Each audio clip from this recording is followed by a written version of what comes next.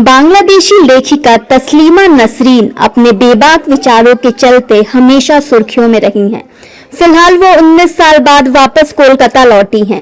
विवादास्पद लेखिका तस्लीमा नसरीन ने रविवार को कोलकाता में एक प्रेस कॉन्फ्रेंस की। इस दौरान उन्होंने अहम मुद्दों पर खुलकर अपनी बात रखी। इस दौरान तस्लीमा ने बांग्लादेश में महिलाओं और हिंदुओं पर हो रहे अत्याचार के बारे में भी बताया। साथ ही उन्होंने ये भी बताया कि किस तरह जिहादी बनाने के लिए मदरसों का इस्तेमाल किया जा रहा है। तस्लीमा नसरीन ने क्या कुछ कहा है, सुनिए। बांग्लादेश में सबके लिए एक कानून यानी कि यूसीसी होना चाहिए। ये किसी भी सभ्यता की पहली शर्त है। बांग्लादेश में मुस्लिम महिलाओं और आम महिलाओं के साथ बहुत भेदभाव होता है। उन्हें आजादी नहीं मिलती। अगर एक जैसा कानून लागू होगा तो ये भेदभाव खत्म होगा। वहाँ हिंदुओं की स्थिति में ज्यादा सुधार नहीं आया है। शेख हसीना सरकार में भी उन पर अत्याचार हुआ था, लेकिन यूनुस सरकार के आने के बाद अत्याचार और बढ़ गया। मदरसों में जिहादी किए जा रहे हैं, बच्चों का शोषण हो रहा है। मदरसों को बंद करके बच्चों को सेकुलर शिक्षा दी जानी चाहिए। देश को ढेर सारी मस्जिदों की नहीं बल्कि अच्छी शिक्षा की जरूरत है।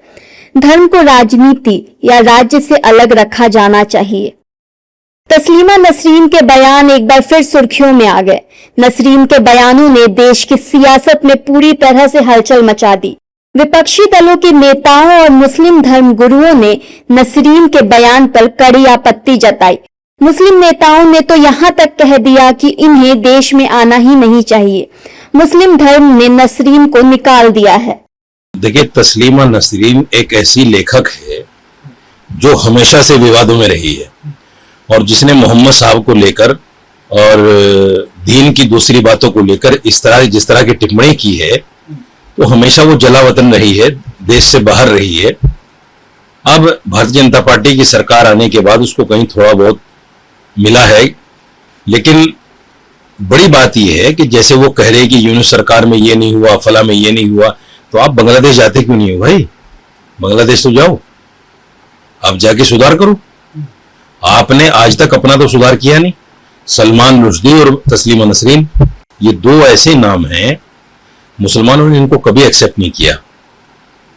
और ये तो उस वक्त में मैं समझता हूं कि बंगाल में इस तरह की अफरा तफरी नहीं थी, नहीं तो कब की परलोक सिधार जाती।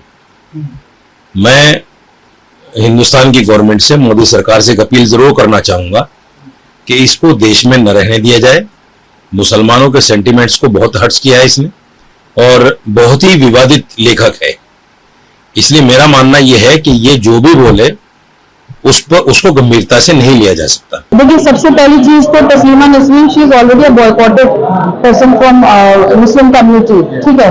तो उनका मुझे तो नहीं लगता इसमें बात करनी चाहिए। मदरसों को बैन करने की जहां तक बात है और जिस तरीके से महिलाओं का मुद्दा उठा रही है, मुझे लगता है बहुत सारे ऐसे मदरसे होंगे जहाँ पे बच्चियां और औरतें भी मदरसों में शिक्षा प्राप्त कर रही होंगी। उनके बारे में उनका सोचना क्या है, उनको इस चीज को क्लियर करना चाहिए। नंबर दो, वो बहुत दिन तक सोई रही है और फिर निकल करके आएंगे। मुझे लगता है कि जिन महिलाओं की वो बात कर रही है, चाहे वो बांग्लादेश हो या दुनिया का कोई भी कंट्री हो, वहां की महिलाओं से पूछा जाए कि वो इनको कितना फॉलो करती है या इनको पसंद करती है, तब वो महिलाओं के बारे में बात करने की कोशिश करती है। ऐसे लोग मैं जानता नहीं उनको। अपने मुल्क में बहुत सारी परेशानियां हैं। हम लोग अपने मुल्क के बारे में पहले बात करें, अपने बच्चों के भविष्य के बारे में बात करें, उसके बारे में चिंता करें, वो हमारे लिए बेहतर होगा। ये उनका अपना व्यक्तिगत बयान है, व्यक्तिगत उनका ख्याल है। देखिए, मदरसा हो, पाठशाला हो, संस्कृत विद्यालय हो, कोई भी हो जो इस तरह से चलाते हैं, वो एक प्रयास करते हैं बच्चों को शिक्षा देने का। सरकार के पास इतना साधन नहीं है कि सारे देश के बच्चों को शिक्षा दी जा सके, इसीलिए लोग प्राइवेट तरीके से बच्चों को शिक्षा देने का काम करते हैं। वो भारत में भी होता है, दुनिया में हर जगह होता है। हालांकि बीजेपी नेताओं ने तस्लीमा नसरीन के बयानों पर चिंता जताई है। बीजेपी नेताओं ने बांग्लादेश में हो रहे हिंदुओं पर अत्याचार और मदरसों में जिहादी तैयार होने वाले नसरीन के बयान पर कहा कि मदरसा तो बांग्लादेश का हो या पाकिस्तान का हो या फिर भारत का, ये आतंकवाद पैदा करने की फैक्ट्री ही है। मदरसा बांग्लादेश का हो, चाहे पाकिस्तान का हो, चाहे भारत का हो, मदरसा तो वास्तव में अगर देखा जाए तो अघोषित तौर से आतंकवादियों को पैदा करने की फैक्ट्री। तस्लीमा नसरीन ने क्या बोले उसका हर बात पर टिप्पणी करना बीजेपी के लिए उचित नहीं।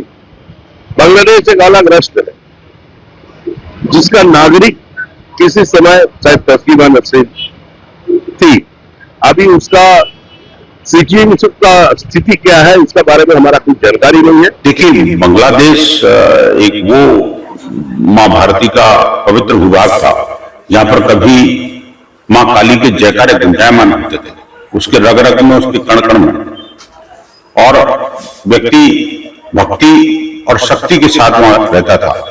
लेकिन जैसे धर्मांतरण का जो बयार वहां पर चली, वहां जिहादियों की संख्या बढ़ी, धर्मांतरण बढ़ा और उसके बाद में हिंदू समाज की जनसंख्या कम हुई, अंततः देश का विभाजन हो गया। करीब 2 दशक बाद कोलकाता आई तस्लीमा ने शिक्षा व्यवस्था पर बोलते हुए ये भी कहा कि किसी भी सभ्य समाज में ऐसी शिक्षा व्यवस्था की आवश्यकता नहीं है जो बच्चों को कट्टरता और दूसरे धर्मों के प्रति घृणा पैदा करे। भारत और बांग्लादेश के रिश्ते पर बात करते हुए उन्होंने उम्मीद जताई कि दोनों देशों के रिश्ते हमेशा दोस्ताना रहने चाहिए। उन्होंने याद दिलाया कि 1971 में बांग्लादेश के निर्माण में भारत ने कितनी बड़ी मदद की थी। हालांकि उन्होंने कहा कि कुछ पाकिस्तान परस्त लोग इन रिश्तों को खराब करना चाहते हैं।